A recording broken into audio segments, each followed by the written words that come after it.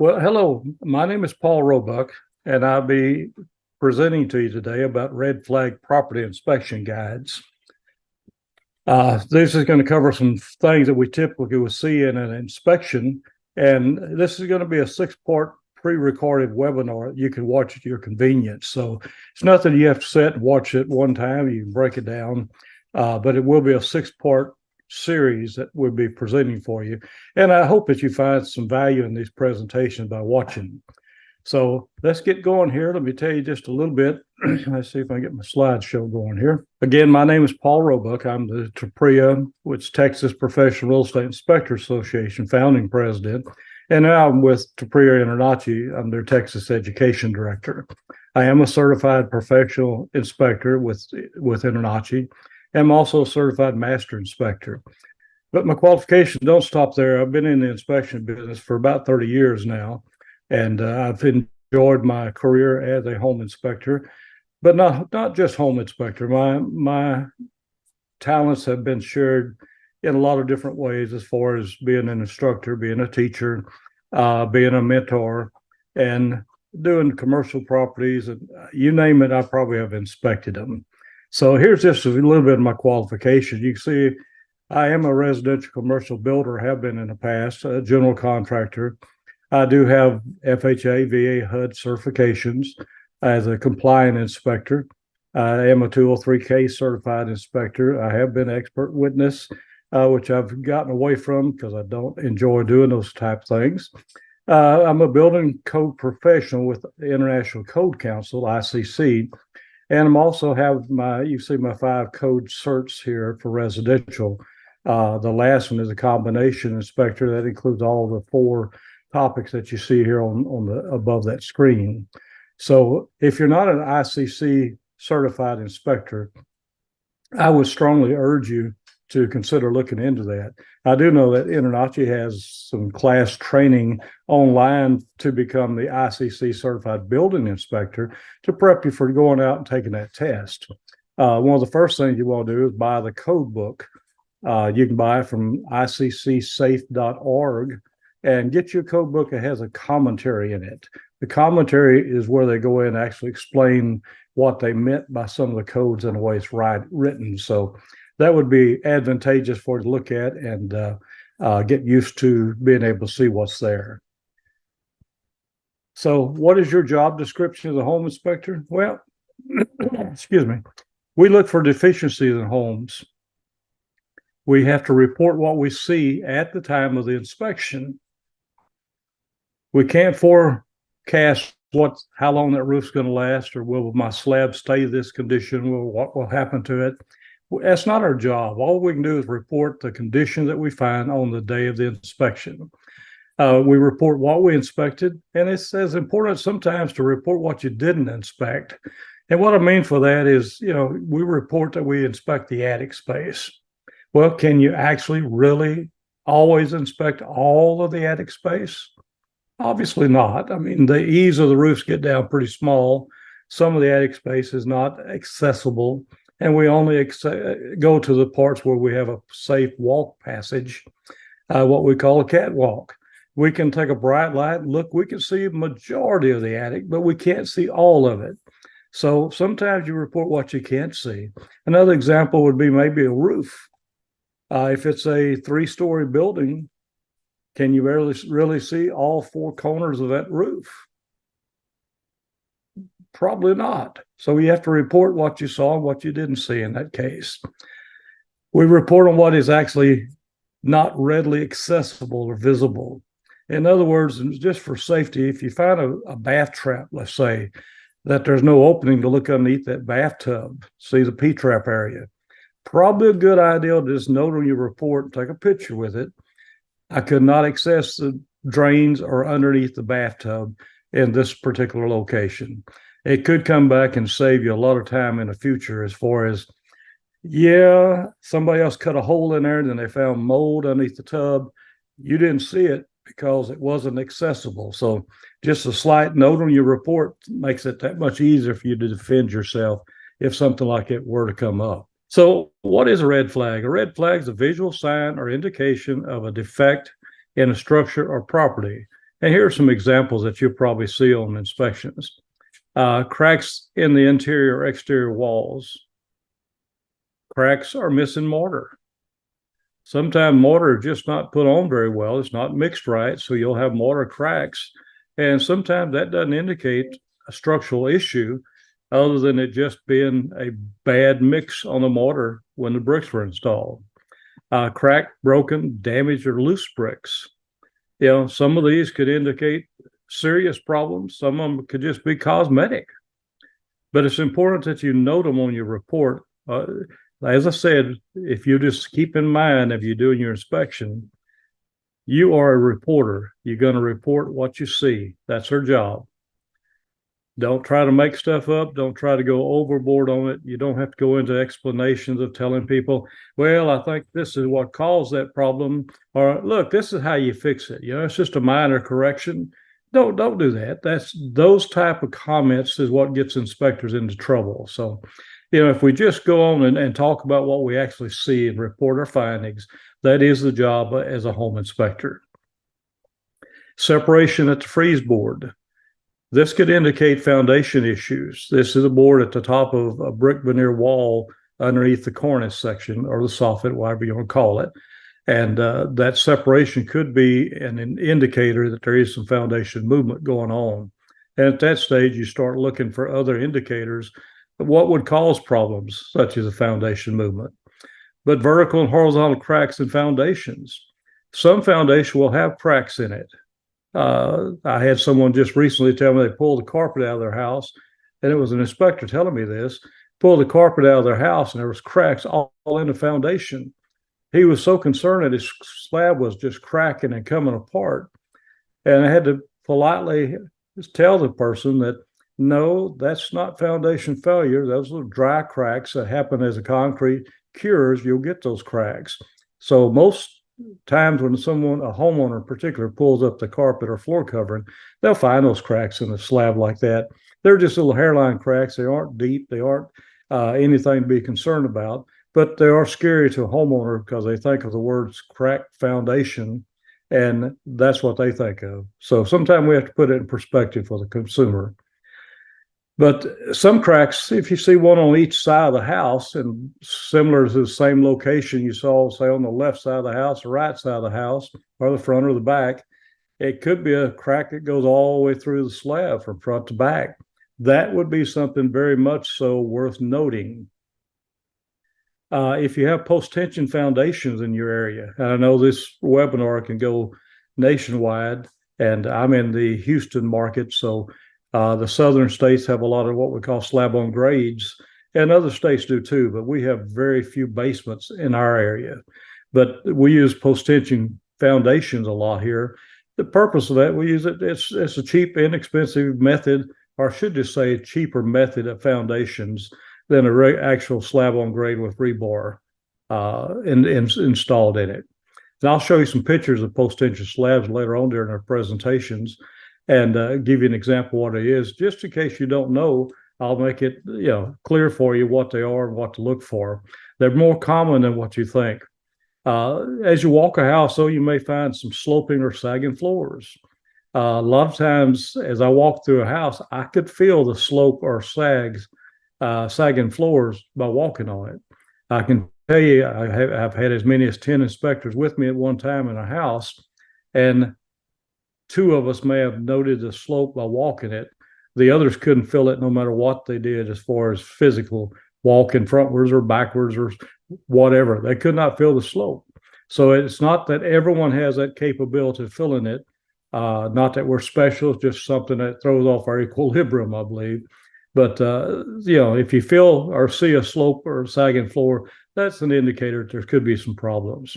Not all sloping floors indicate that there is a foundation issue, but because we don't know the history of when this house was built or how the slab was when it was first originally placed, it may have been poured wrong.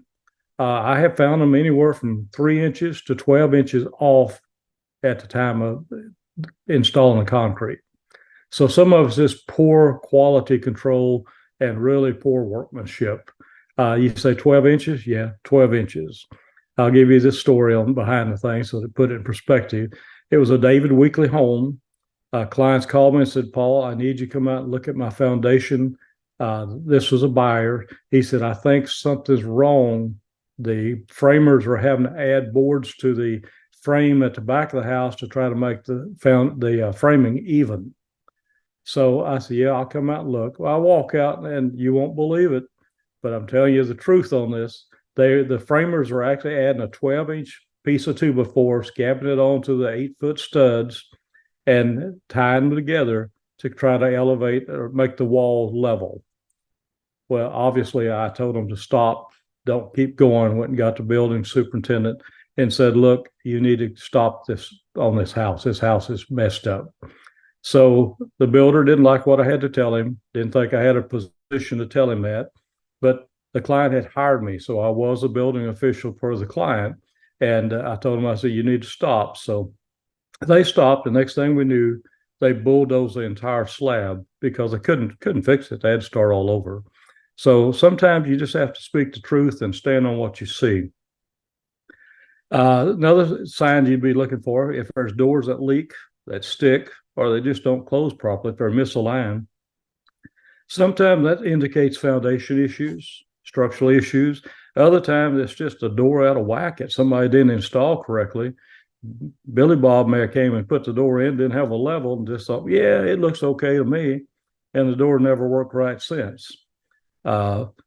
Fresh paint and floor covering. That's always a good one for me, because when I walk into a property and see everything's freshly painted, new floor coverings, it looks ideally perfect for you.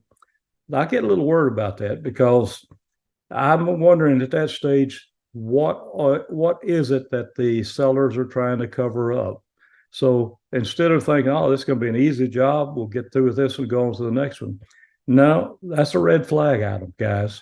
And that's whenever you want to stop and say, hey, I better look close because they may have covered something up. I don't want to miss it. So just be careful on fresh paint and floor covering. Remember that story. Here's a little example. Talked about brick cracks. You can see the brick cracks here. You see the stair step staggers on the left side and on the bottom of that window. That's an indication of foundation movement. Whenever you see this, if you take and look at let's see, I've got a pen here on point. Let's see, my mouse spotlight. Give me a second. Let me look. I'm going to do an arrow here. You tell me if it shows. But right here, if you see this brick separating from this window frame on any section of the house, if the caulking's there, you see the caulking's pulled away, that's going to indicate you've got some movement going on that foundation. So that would be a red flag for you to look at. But these stair step designs in the bricks here that's coming apart, that's where there's been some movement. Something's been shifting on that house, and that would be a time to stop and look and see if you can see something that's different, and maybe an issue that's there. But remember, look at these sections, look at these, and then you want to look at these. Always take a picture, include those comments, include those pictures in your report, and recommend further evaluation by a qualified professional. It's in your best interest to do that. Okay, here's another one here. Show you some more examples here. And apparently this is going to stay on me as long as I did that. It's going to show it. So anyway, this is another brick wall. You can see how this is done. This definitely would indicate some foundation movement on you. So that would be something you start looking not only at that, but you'd be looking further in the house, seeing other things going on, and see what other indicators you'd find in the house to prove that there are some foundation issues. Again, I would tell you immediately, this is a red flag. You're going to recommend a further evaluation by a qualified professional, be it a structural engineer or be it a foundation repair contractor. And I'm cautious when I say a foundation repair contractor, because what happens when you refer a foundation contractor, they're in the business of selling foundation repairs. So what they will do, they will come in and at a certain time, if you call them and say, well, I got foundation issues, or maybe I got cracks, I think there's foundation movement, They will come in and then they will begin to sell you some repairs, whether you need them or not. They want to give you those type of repairs. So be careful if you recommend somebody. That's why I say a structural engineer. They're not always the correct one either, but at least they would be one that could tell them how to fix the thing if there's issues with it. But the main object of it is you reported what you've seen, and you're safe on it. Someone's not going to come back and file a lawsuit against you because you reported something and recommended further evaluation. Better to do that than not to say a word and then it come up being a major issue once your clients bought the house, moved into it, and found out, hey, I wish my inspector had told me there was foundation issues. He has pictures in his reports showing all kind of indicators, or he didn't put pictures in the report, didn't say a word about it, but it was here. I've got pictures before I bought the house. Then you're in trouble. So be careful. Remember, report what you see. Okay, I'm froze up here again. Let's see if I can undo this thing and get going again. There you go. Here's another one. When you put your hand in the wall there, maybe your arm, that's definitely a foundation issue. So, this one's pretty well set out there. I mean, this is something I think 99.9% of inspectors would probably write up as some type of structural issue and recommend further evaluation. At least I hope that you would. If not, you probably won't be in this business long, or I don't know. But yeah, write what you see. Okay, we talked about the post-tension foundation earlier, and some of you may not know what these are, may not even know they exist. But if you walk around a house that has a concrete foundation and you see a little circle areas, if you can tell it kind of about the size of a tennis ball. And inside here is a piece of rebar, or not rebar, but it's a steel cable. We call them post-tension tenders. If this thing is on one end, you have a live load, which is where they pull and stress the cable after the foundation poured. But I think it's within like 3 days they will pull those cables and tighten it. This actually squeezes your foundation together, and it'll take care of some little hairline cracks that the slab may have at the time of the concrete placement. But these are what we call post-tension cable ends. If these are exposed, that means water's got in here. These cables have a little cap on, plastic cap that covers them. And then this is a non-shrink epoxy that we put around it to seal it. But if the cable comes off, or if it's too close to the edge, a lot of different reasons. But if water gets to that cable, it gets rusty, it pops. And sometimes these will actually cause this little pocket seal thing to pop off, kind of like you see at the bottom here. And sometimes it can actually cause the slab to just crack. So the other thing is these cables are put in with a little wedges, I should say, that holds it once they do the tensioning on the cables. And the wedge is what seats that cable and holds it in place. If this cable gets rusty, those wedges can slip.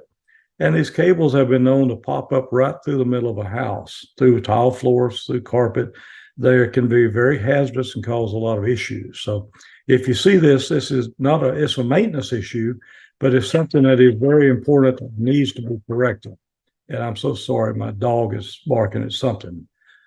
I am doing this from my home office, so you may hear a few background noises. Can't be avoided. But anyway, post-tension foundations. This is what the cables look like. This would be a end where they've come in, and the form boards around the outside of a slab. If you ever seen them get ready to make ready for a slab install, this is what we're looking at. This is a little pocket former. This is where the cable comes out.